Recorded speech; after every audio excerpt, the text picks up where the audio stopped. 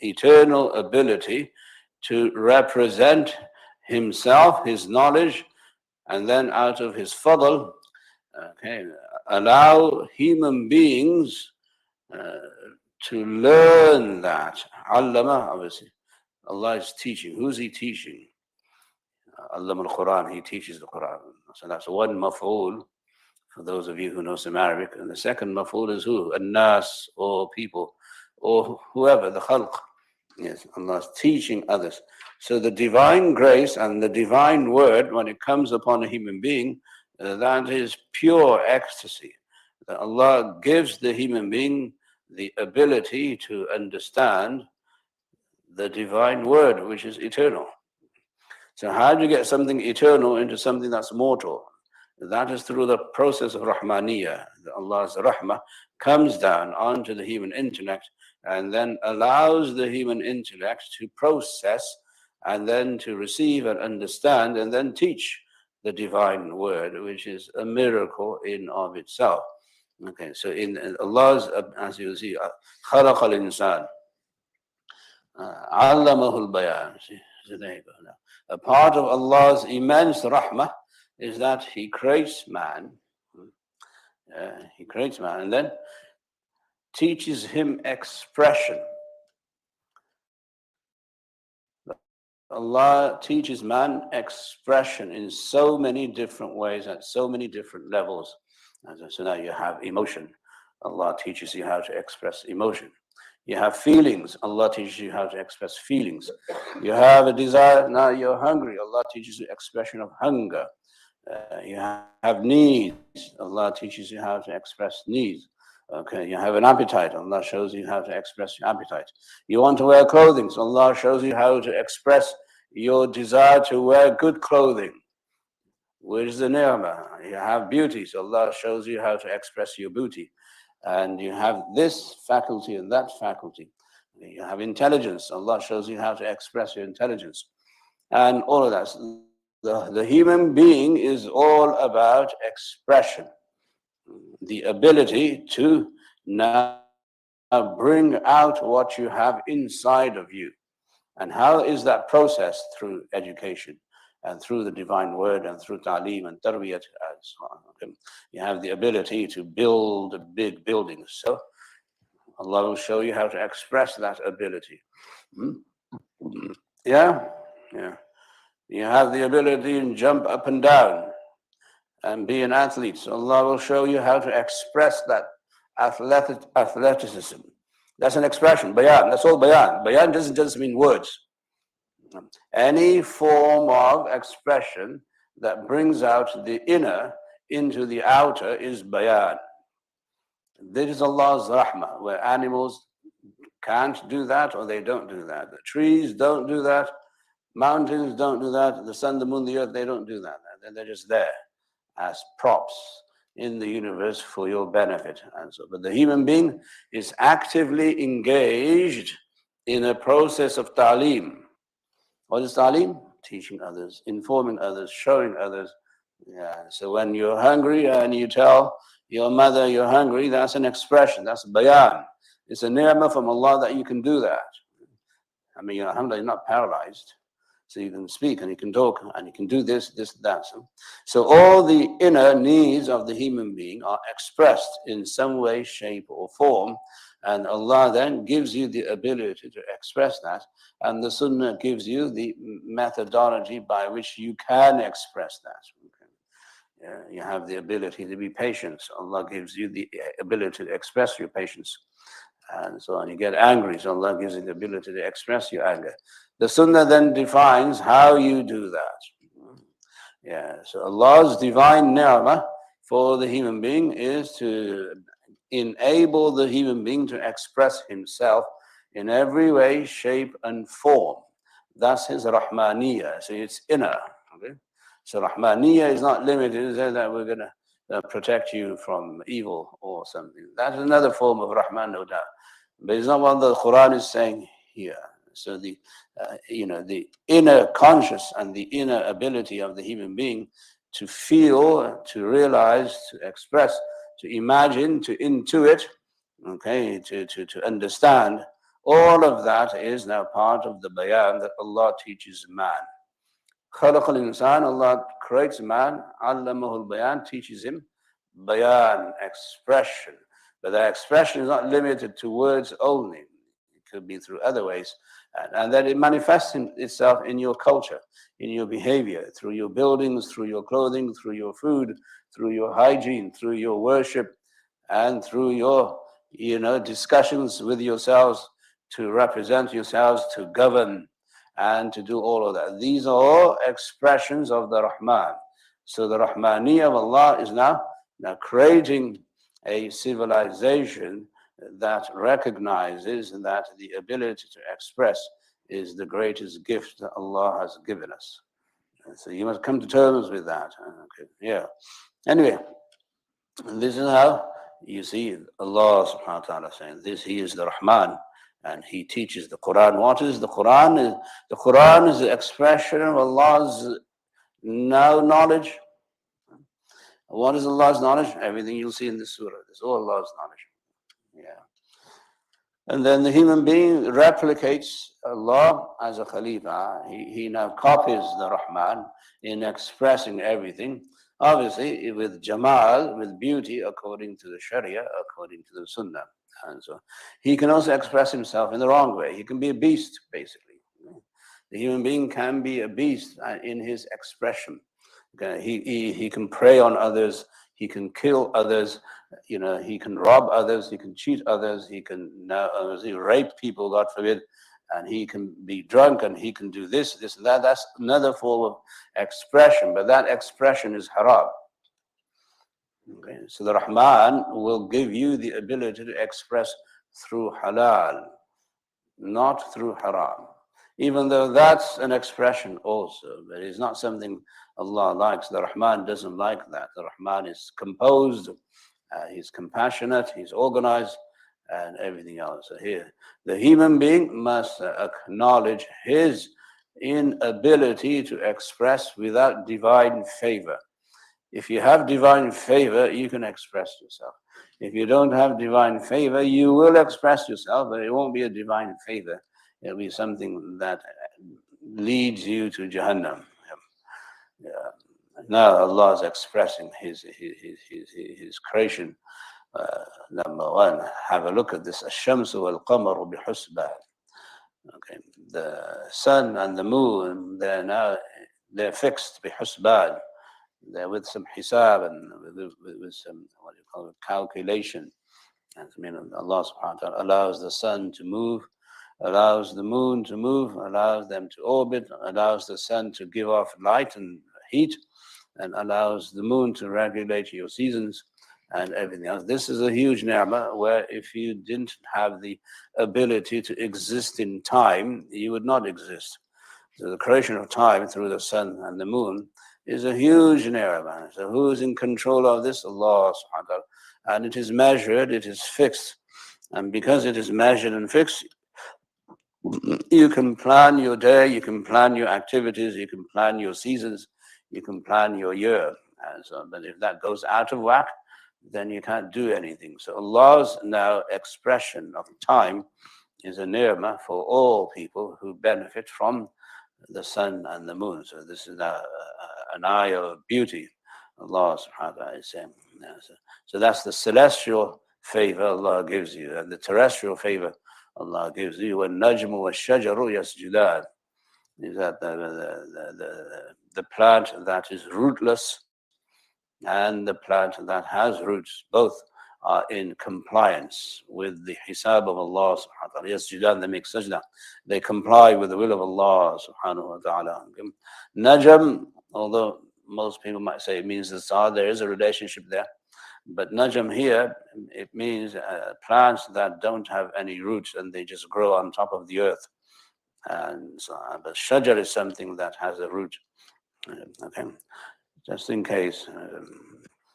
Yeah, so they both are compliant. Now they now feed off the sun and the moon, and then they deliver something that the ground there is now a means for rahmah, a means for your food and fodder and everything else that needs to be and now enjoyed, consumed by human beings, is through Allah's inviolable now, law, the law of physics that you all understand.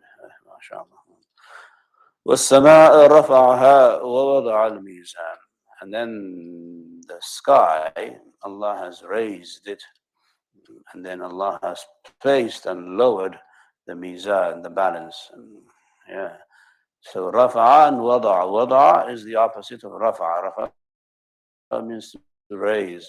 So Allah has raised the heavens and the sky, that is now a canopy over you, is a shade over you, that Allah subhanahu wa ta'ala protects the earth with the sky. وَجَعَلْنَا السَّمَاءَ سَقْفًا مَحْفُوظًا, that we made the sky a roof for you that is protected. Yeah, so that's Allah's fadl on you. Think about now the sky, and you'll see that we have a sky, but there's no pillar in the sky. How is the sky upheld? Imagine a house with a roof, but there's no pillar upon which the roof rests. Okay. So you guys will do your physics and say, no, it's this way, okay, whatever. But at the end of the day, the truth is Allah is the one who keeps it there. Yeah. Inna Allah yumsiku samawati wal arda an tazula. Allah subhanahu wa ta'ala, He keeps the heavens and the earth from moving. Yeah. If He was to give an order, hey, I want you to move this way, then that's it. Qiyamah will come, basically. So think about the ni'mah. Allah's Rahmaniyya is shown to all of mankind by placing the sky as a roof. So that's a ni'mah, that's an expression of His compassion to all human beings, so human beings can perform and do what they need to do on earth and acquire their Jannah, inshallah, while they are on earth, and so on. Well, the mizan refers to justice, basically balance, the balance scales, that there has to be law and order, that there can be no expression of violence or injustice in Allah's dominion, and human beings must be the custodians of that, and then protect themselves and other people from violation and from dhulm and from injustice, which is another sign of the Rahman, that the Rahman now will give certain people the ability to now do some, what you call, balancing. Yeah, checks and balances, we say, right? Balances, they're necessary. But it's through the human convention. So the human being as a species must see this as a divine order in the terms of taqween, and they do. And they process it by saying, we have to be now the stewards and the custodians of Allah's adl, Allah's justice on earth. So we will now place the mizan, the balance scales, where it's accessible to us. The sama, the sky, is not accessible to us, it's over there.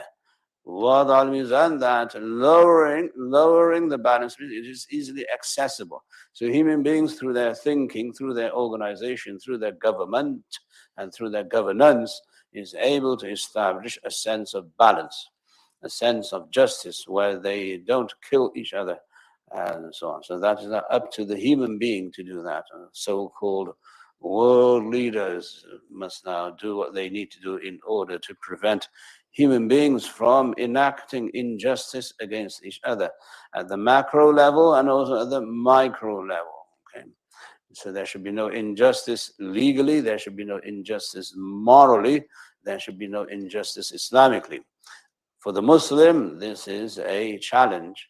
Allah is now saying that if you want my rahmah to be manifested on earth, then you have to make sure you are the custodians of justice.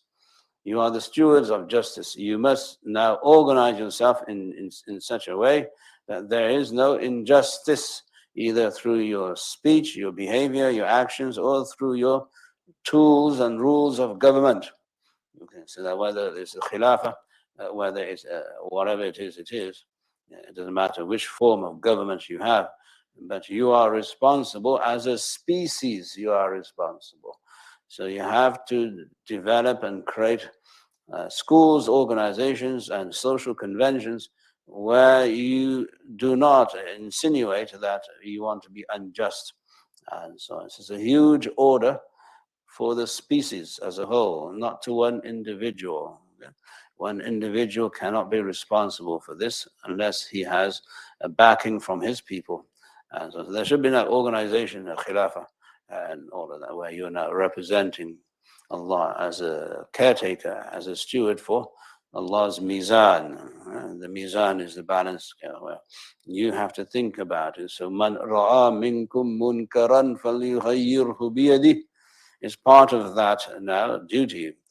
If any one of you sees something wrong, then you should try to change it with your hands, with your tongue, or at least with your heart.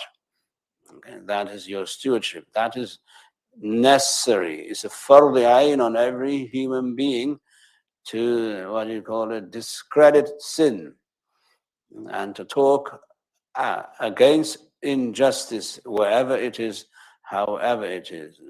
Right? Yeah, so there is a meaning, especially that which is sinful and a moral injustice where you're violating the rights of other creation of Allah. Allah subhanahu wa ta'ala does not violate the right of anything He creates. He is Rahman. He gives His rahmah, a stamp of rahmah to everything He creates. Everything He creates is out of pure rahmah. Whether it's a snake or the devil, it doesn't matter. The fact that Allah creates that is a sign of His rahmah. How do you negotiate that? That you negotiate through the sunnah of the Rasul, who is now the mizan in perfection, par excellence. Who is the Rasul? He is a manifestation of pure justice, pure adl. So you follow him, you follow his methodology, and you follow his rulings, etc. That is how you deal with the Rahmaniyya of the Rahman in terms of your moral order, your legal order, and whichever transaction you want to go through. There has to be justice expressed. No injustice can or should be tolerated. That is how you as a species will be manifesting Allah's Rahmaniyya. So Allah's Rahmaniyya is this way. It's not just about, as I said, that if somebody's being punished or wrong, then you save that person. Yes, you do. But you need to make sure you have a system in place where no one is punished or no one is unjustly treated or something. That's the system. So that's the tall order. How do you do that? You need someone to copy. Who do you copy? You copy the best human being, the Prophet Muhammad sallallahu alaihi wasallam. So that way is with two ways. One is at the individual level, one is at the societal level. You won't be able to do it at the societal level until you have an organization, a government, a governance, or a khalifa, or someone who's there to administer all of these things with his committees and with his cabinet, basically. So that you must do at the individual level. Make sure that your Rahmaniyya seeps into the people who are underneath you, your family, your children, everybody who is now you're taking care of. They must see the Rahmaniyya flow through you in the way you treat them, in the way you feed them, in the way you get them clothing, food, clothing, shelter, in the way you patronize them, in the way you protect them, in the way you deal with them, in the way you make them happy and comfortable. So that's your ability to open up you to the word of the Rahman. The word of the Rahman is pure beneficence, pure benefit, nothing except benefit. So that then you are the individual custodian. You're not the custodian in society yet, but you should work towards that also. So then you follow the norms of the Rahman. What is that? Allama. The Rahman teaches. So the great is Rahmah that you can show on your children or your family is you must provide some good education, some good moral upbringing, as the Prophet said that your children have a right on you, and your duty towards your children is to teach them good ethics and good morals, adab. If you haven't done that and you stuck them into an educational academic program where they get, A++++, eventually get 1600 on their SAT scores and they go to Harvard, Yale, Princeton, but you never taught them any manners, then both you and your children are failures. There's no Rahmaniyya there. The Rahman will teach you life order, moral behavior, akhlaq, ethics and morals, how you behave with yourself, how you behave with other human beings, how you fulfill the rights and duties of other human beings. That is what the father should teach the children. The Prophet ﷺ said, it's not your duty to teach your children how to pass the SAT. I mean, it's a good thing. We're not saying don't do it, do it, but don't neglect their behavior. Then you have to discipline them. Then you have to be sometimes strict, sometimes soft. You have to get them to love you, love the Rasul, love Islam, etc. So that is part of وَوَضَعَ الْمِيزَانِ. This is the balance. So it's not high and lofty that you want to talk about khilafah. There is other forms of khilafah you need to administer at home first, at a micro level.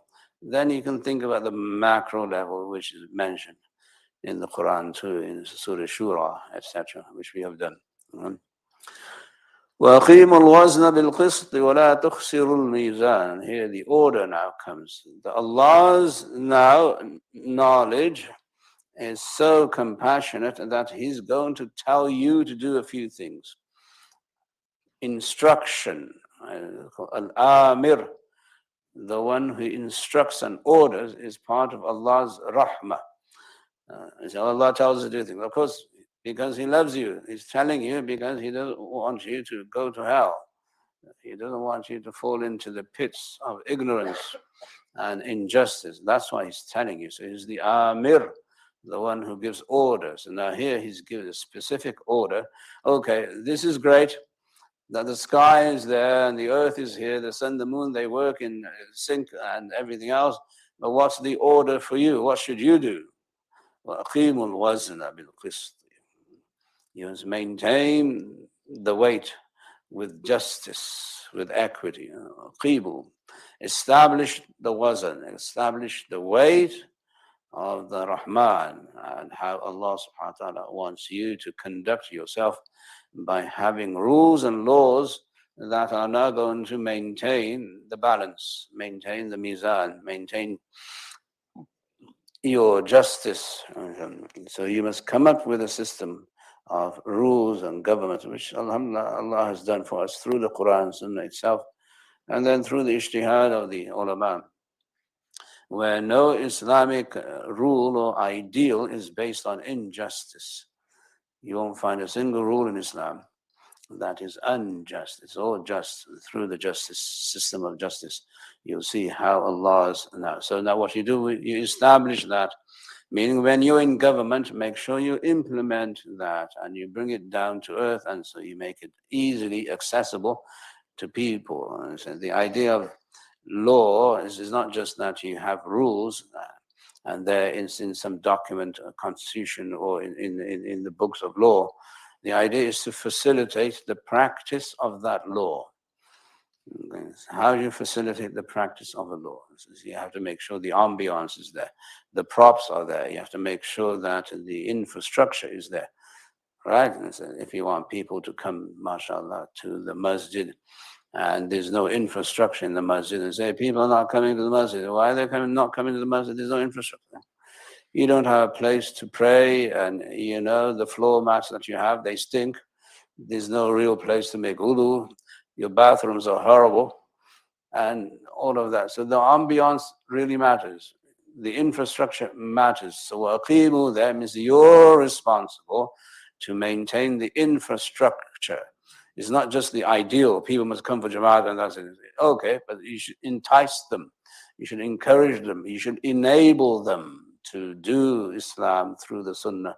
Make it easy for them. That's your responsibility as now trustees and as the people who are taking care of the Ummah. So it's not just yassiru wa la tu'assiru. It's a command for the rulers, a command for the qudat, the judges, wherever the Prophet sent the judges, like Mu'adh ibn Jabal and Abu Musa Ashari and others, Ali radiallahu anhu. The command was also make it easy for them to practice Islam. Don't make Islam inaccessible. I'm going to build a masjid, but I'm going to build a masjid on top of the mountain. Who's going to come to the top of the mountain? Really? There might be funny for you, but it's actually what happens with board members and community members who don't know how to facilitate prayer for people. They don't have the infrastructure. They don't seem to care whether it's easy for people to come or difficult for people to come. And then you have to make sure that if there's snow there, you have to remove the snow. You have to facilitate that. Yeah? That's your job. So aqimu is saying that don't pass on the buck to other people. You establish it, meaning everything should be easily accessible if you're going to see the Rahmaniyya of the Rahman. Okay, so you make yourself a receptacle of Allah's rahmah, and you do this, you establish now law and order, and you establish the ease by which if you need people to pay zakat, make it easy for them to pay zakat, etc. So this is the rule for people who are organizing, that they have to consider infrastructures that make it easy, and they establish the system, and they establish the wazan, basically the weight. It is a wazan because it's a weight on you, it's a responsibility, but that you have to do. Allah tadghaw fil mizan, you should exceed the boundaries of the mizan. وَأَقِيمُوا الْوَزْنَ بِالْقِسْطِ وَلَا تُخْسِرُوا الْمِيزَانَ, and don't cause an imbalance in the mizan. There should be no deception, no embezzlement, no fraud, anything else. That if you're responsible, it's a mighty responsibility. Take care of it. And so this is how the Rahman expresses his fadl, by showing human beings how they need to rule and how they need to govern and how they need to live. And that's his rahmah on you. This is the Rahman who is the Rahman. So he gives you the ability to express yourself. So if there's a confrontation and there's a disagreement, then you must express it. That's also an ni'mah. But not by fighting and killing, which is tughyan. That's the tughyan. Allah taghaw fil mizan. That you'll become a dictator, or you'll become somebody who's an anarchist, doesn't listen to people, and all of that. So you must make sure that you're on the right path and you are showing people the way towards the rahmah of the Rahman, and so on. وَالْأَرْضَ وَضَعَهَا لِلْأَنَامِ, and the earth Allah has placed for all people, all creatures. Anam is a reference to anything that Allah creates, anything that is alive and moving, etc. وَالْأَرْضَ, the earth is a huge name of Allah subhanahu wa ta'ala. But on the earth, Allah has now developed for you, placed for you infrastructure where it's easy for you to live on earth. He didn't say, okay, this is the earth, okay, it's rotating, it has its orbit, and he provides nothing for you. That is not the Rahman. The Rahman will provide everything for you by which you can benefit from his ni'mah. Yeah? If Allah gave us a ni'mah and he didn't provide for us a means by which we benefit from it, then obviously that is not completion. That's incomplete rahmah. So Allah, in his miraculous way, always provides infrastructure and means by which you benefit from the rahmah and you benefit from the ni'mah. It's a complete package. Right? Nothing's left to any human being's imagination. So he provides you with the tools, the means, he provides you with the food, he provides you with all the different types of climates and rain and snow, wind and everything else, but that's how he has packed the earth with barakah. وَبَارَكَ فِيهَا. Allah now gave barakah into the earth, where the earth now has this immense system of the Rahman, where Allah is saying, okay, this is food, this is how you're going to eat it, this is how you're going to access the food, and so on. If you made food impossible to access, then obviously you will say that Allah hasn't provided for us, but Allah has provided for you every means by which you can access food and clothing and shelter. And this is Allah's rahmah. وَضَعَهَا لِلْأَنَامِ, for anything, any creature, Allah, anyone, any species that Allah has created, Allah has always created its food and nourishment for it, and has provided the guidance by which it will access that nourishment. Okay, that is hidayah. Okay, that's guidance, which is part of the Rahman scheme, if you want to say that. You know? So look at this, Allah's now rahmah is now inclusive, it's comprehensive. It doesn't leave any food for thought, basically. You go there and you eat and you drink and you're happy and you live and you exist. MashaAllah. This is his expression. Wallah. فيها فاكهة والنخل ذات الأكمام. On it and within it, meaning on the earth, there are now fruits that you have. Fruit that you eat as a dessert is fakiha, for enjoyment and pleasure. So you have your meal and then you have fruits on top of it. It wasn't. So he provides you the main course and he provides you with the dessert also. That is the Rahmaniyya of Allah. His hospitality is next to none. And he doesn't leave anything to your imagination. Oh, okay. Fakiha is the means of enjoyment from the word fakah, where you enjoy, mashallah, different fruits, which people should eat fruits along with their main meal. And so, but this is Allah's rahmah that He's now manifesting to you. وَالنَّخْلُ ذَاتُ الْأَكْمَامِ. And on top of that, there are now the palm trees, ذَاتُ الْأَكْمَامِ, that are covered with sheaths and so on. Okay, the covering of the date, and it's a rahmah so that other insects and other things can't go in there and eat it, and so on. But this is how. Now, even with the date tree, Allah gave you the intelligence by which you can climb and scale the tree to bring down the fruit. In other words, He didn't leave you to yourself.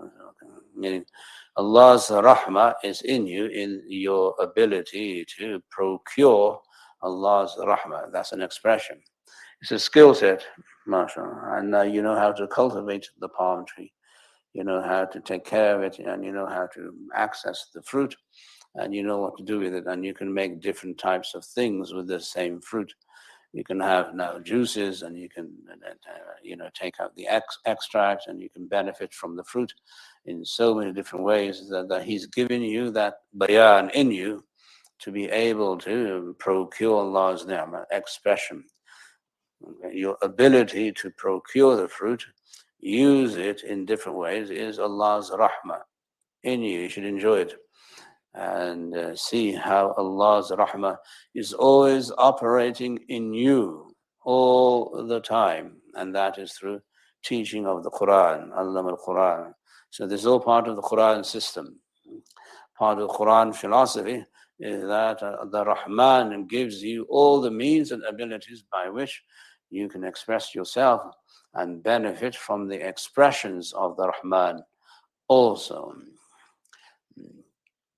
وَالْحَبُّ ذُو الْعَصْفِ وَالرَّيْحَانِ. And then on top of that, you're going to have now a lot of grains, a lot of seeds, hab, fodder, seeds basically. ذُو الْعَصْفِ, which is now one of husks, that you have the skin on top of the grain for protection again also. وَالرَّيْحَانِ, and sweet smelling now flowers and plants, etc. So there's a beauty to it. There's some aesthetics to the creation of Allah subhanahu wa ta'ala. So Allah subhanahu wa ta'ala, when He presents something to you, it will most probably look very aesthetic and very beautiful. Be a pleasure to look at. Okay? It won't be something that's horrible to look at or ugly. There is some one aesthetic, which is what the word rayhan is referring to. Rayhan means sweet smelling, and so on. Anyway, so that's part of the portfolio of the Rahman, that He is now looking into every detail, every meticulous detail. He's just provided for you. This is all free, by the way. He's not charging you for it. He's not charging you for the smell of the rose. You have a nice rose, nice flower smell. Okay, how much should Allah charge? Should He monetize this ni'mah for you? Does it cost you anything? The most you can say is Alhamdulillah, at least that will be, you're thanking Allah for the ni'mah, right? The most you can say. So at least do that. So the Rahmaniyya is all encompassing, and it's of value for the abstract value of teaching the Quran in the cosmos, and it's also for the very real, concrete value on earth in life, where we enjoy everything that Allah manifests and expresses His rahmah through. And then that is the key to understanding the Quran. That the Quran is an expression of Allah's now desire to communicate with His khalq, with His creation. And this is how He communicates, and this is how you see His rahmah. So that take rahmah, not just, as I said, a very diluted level. Allah is Rahman and Rahim, and there's much more to that discussion, as you can see in this surah. So the first part of the surah is now highlighting all the celestial, heavenly, terrestrial, earthly gifts that Allah subhanahu wa ta'ala has placed on earth so that human beings can live on earth and enjoy it at the same time. And some responsibility towards the world order of adl and justice, where human beings, as they enjoy Allah's rahmah, they should procure Allah's rahmah by good behavior and a good system. So they must put their thoughts together, come to terms and understand that the reason why we have khilafah is to assist Allah's rahmaniyah. It is not for a name and fame and etc. It is not to assist that Allah's rahmaniyah is expressed through His adl, through His justice, and so on. And we are custodians and we are stewards, that we are not supposed to exploit that power nor exploit that knowledge, but we should make it accessible for all human beings. And the Prophet ﷺ recited this surah. He received this surah and he recited to Sahaba. So the Sahaba would enjoy it, and then the Sahaba recited to others, and everybody else would enjoy it. And so, but it's the words there. If you go into the details of how each word is coined and how each word is now picked, plucked, if you want to say it, precisely, and this word and not that word, that's a different story of Tafsīr altogether. Once some of you know Arabic, inshallah, we can go there too. But now, for this, we conclude with the chorus of the surah, فَبِأَيِّ آلَاءِ رَبِّكُمَا تُكَذِّبَانِ. So which one of the favors of your Lord, both of your Lords, do you now deny? This surah is also revealed to the jinn. The Prophet ﷺ, when he received this surah, he recited this surah to a community of jinns.